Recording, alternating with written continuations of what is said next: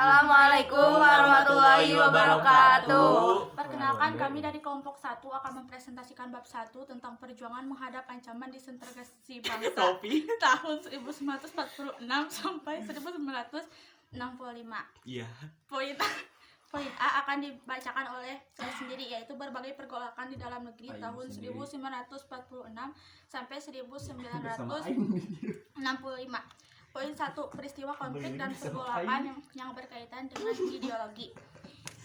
Yang termasuk di dalam kategori ini adalah peristiwa PKI Madiun, peristiwa DI atau TII, dan peristiwa G30 SPKI. Yang diusung oleh PKI tentu saja paham komunisme, dan yang diusung oleh DI atau TII yaitu berpaham ideologi agama. Menurut Herbert Bate, seorang akademisi dari Australia, sumber aliran utama yang terjadi pada kemerdekaan itu terutama setelah pemilu tahun 1955 ada 5 kelompok. Kelompok pertama ada nasionalisme radikal yang dipimpin oleh PNI, Islam, Nahdlatul Ulama dan Masyumi. Komunisme PKI, sosialisme demokrat yang dipimpin oleh Partai Sosialis Indonesia atau PSI, dan tradisionalis Jawa yang dipimpin oleh Partai Indonesia Serikat, yang dipimpin oleh kelompok teosofis atau kelompok birokrat pemerintah atau pamong praja. Pada masa itu, kelompok-kelompok tersebut nyatanya bersaing dalam mengusulkan ideologinya masing-masing. Lanjut ke poin kedua yang akan dibawakan oleh Augina. 2. Peristiwa konflik dan pergolakan yang terkait dengan kepentingan atau vested interest. Termasuk dalam kategori ini adalah pemberontakan APRA, RMS, dan Andi Aziz. Vested interest merupakan kepentingan yang tertanam dengan kuat pada suatu kelompok. Kelompok ini biasanya berusaha untuk mengontrol suatu sistem sosial atau kegiatan untuk keuntungan sendiri. Mereka juga enggan untuk melepas posisi atau kedudukan yang diperolehnya, sehingga sering menghadapi suatu proses perubahan baik APRA, RMS, dan Andi Aziz. Semuanya berhubungan dengan keberadaan pasukan KNIL atau tentara kerajaan di Hindia Belanda yang tidak mau menerima kedatangan tentara Indonesia di wilayah-wilayah yang sebelumnya mereka kuasai. Dalam situasi seperti ini, konflik pun terjadi. Selanjutnya akan dilanjutkan oleh Abu Bakar Basri. Oke, adapun yang ketiga itu peristiwa konflik dan pergolakan yang terkait dengan sistem pemerintahan, termasuk dalam kategori ini adalah persoalan negara. Jadi federal dan BFO atau federal serta pemberontakan PRRI dan Pemerintah. Masalah yang berhubungan dengan negara federal mulai timbul ketika berdasarkan perjanjian Linggarjati.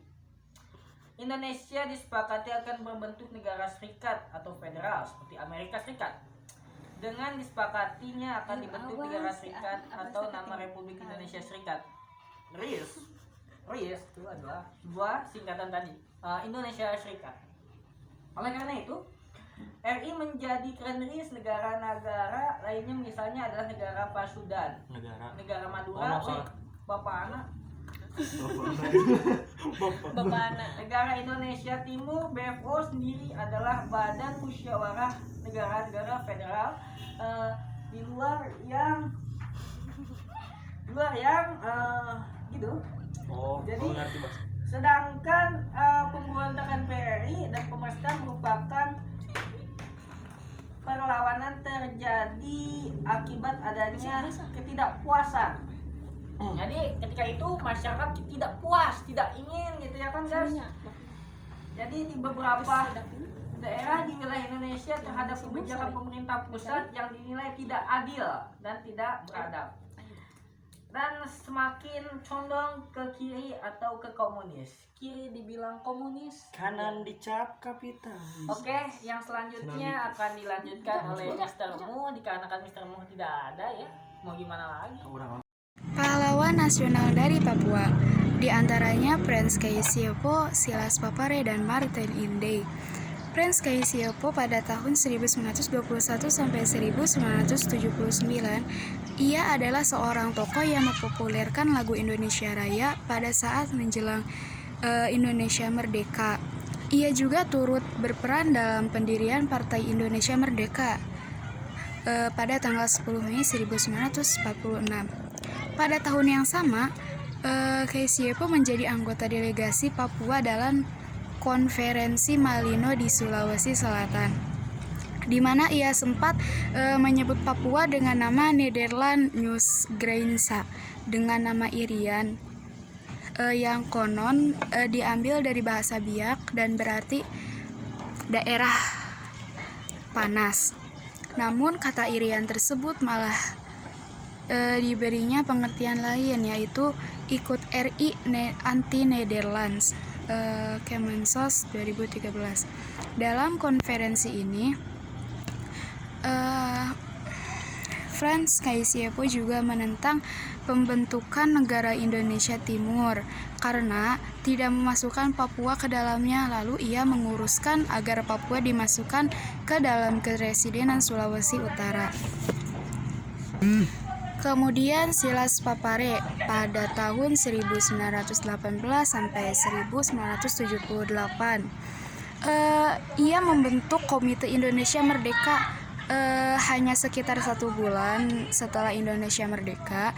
Tujuan Kim yang dibentuk pada bulan September 1945 ini adalah untuk menghimpun kekuatan langkah perjuangan dalam membela dan mempertahankan proklamasi 17 Agustus 1945.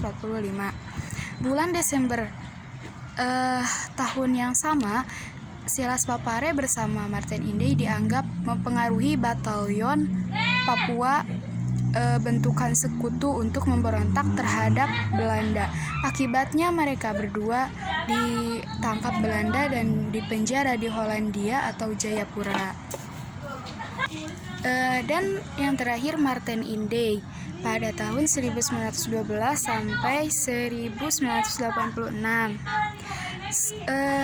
Ia sebelum Jepang masuk ke Indonesia adalah seorang anggota polisi Hindia Belanda. Namun jabatan ini bukan berarti melunturkan sikap kenasionalismenya, keindonesiaan yang ia miliki, justru semakin tumbuh tatkala ia kerap berinteraksi dengan tahanan politik Indonesia yang dibuang Belanda ke Papua. Antara tahun 1945 sampai 1947, Inde masih menjadi pegawai pemerintah Belanda dengan jabatan sebagai kepala distrik. Sejak tahun 1946, Martin Inde menjadi ketua Partai Indonesia Merdeka atau yang disebut PIM. Sultan Hamengkubuwono IX tahun 1912 sampai 1988. Pada tahun 1940 ketika beliau dinobatkan menjadi Raja Yogyakarta, ia dengan tegas menunjukkan sikap nasionalismenya, yaitu dia dalam pidatonya ia menyatakan, walaupun saya telah mengenyam pendidikan barat walaupun saya telah mengenyam pendidikan barat yang sebenarnya, namun pertama-tama saya adalah tetap orang Jawa. Karimas 2012. Sultan Syarif Qasim II tahun 1993 sampai 1968, beliau dinobatkan menjadi Raja Siak Indonesia. Indah Putra pada tahun 15. Ketika berusia 21 tahun, ia memiliki sikap bahwa kerajaan Siak berkedudukan sejajar dengan Belanda. Berbagai kebijakan yang ia lakukan pun kerap bertentangan dengan keinginan Belanda. Sekian dari saya, akan dilanjutkan kepada Ayubi. Ismail Marzuki dilahirkan di Jakarta. Beliau memang berasal dari keluarga seniman. Di usia 17 tahun, Dia berhasil menang lagu pertamanya yang berjudul Osarina. Tahun 1936, beliau masuk perkumpulan Lab Japa dan berkesempatan untuk mengisi siaran musik di radio. Pada saat inilah ia mulai menjauhkan diri dari lagu-lagu barat untuk kemudian menciptakan lagunya sendiri. Lagu-lagu Ismail Marzuki yang sangat dinilai lagu perjuangan yang mengunggah rasa kecintaan terhadap tanah air dan bangsa. Antara lain Rayuan Pulau Kelapa tahun 1944, Halo Halo Bandung tahun 1946 yang diciptakan ketika terjadi peristiwa Bandung Lautan Api. Selendang Sutra tahun 1946 yang diciptakan soal revolusi kemerdekaan untuk membangkitkan semangat juang para pejuang waktu itu. Dan Sepasang Mata Bola tahun 1946 yang menggambarkan harapan rakyat untuk terus merdeka. Sekian dari saya, akan dilanjutkan oleh Mas Rizky. 4 perempuan pejuang. Opu Daeng Wisaju. Opu Daeng Siraju, seorang tokoh pejuang perempuan yang menjadi pelopor gerakan Partai Serikat Islam yang menentang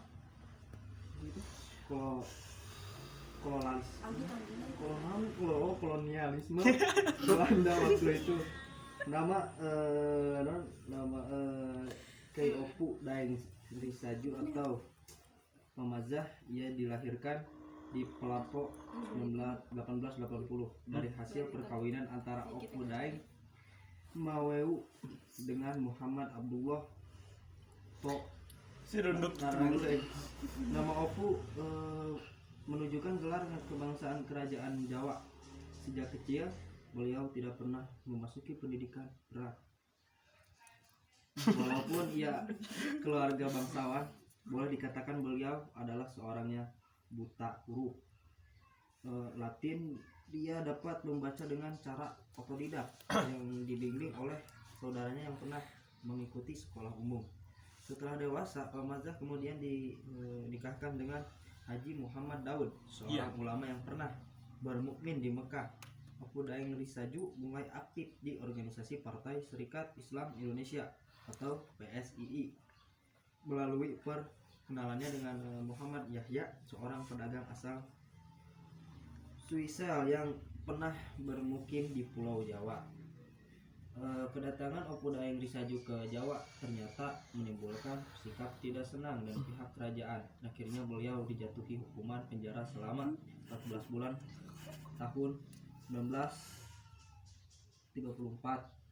Selama di penjara, Opu Daeng mengalami penyiksaan yang berdampak pada pendengarannya. Ia menjadi tuli seumur hidup setelah pengakuan kedaulatan RI tahun 1949.